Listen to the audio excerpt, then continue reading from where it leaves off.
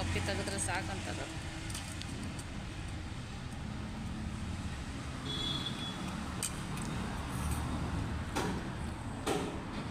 ಶೇಂಗಾನು ಅಷ್ಟೇ ಭಾಳ high protein ಇರ್ತೈತಿ.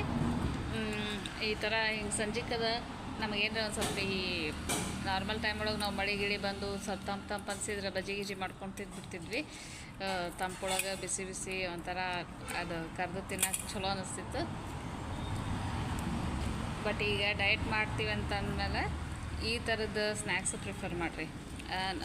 ಶೇಂಗಾ, ಹುರ್ಕಡ್ಲಿ, ವಟಾಣಿ, ಕರ್ದದ್ದು ವಟಾಣಿ ಎಲ್ಲ ಹುರಿದದ್ದು ವಟಾಣಿ ಇರ್ತಾವಲ್ಲ ಎಲ್ಲೋ ಕಲರ್ದು, ಅವು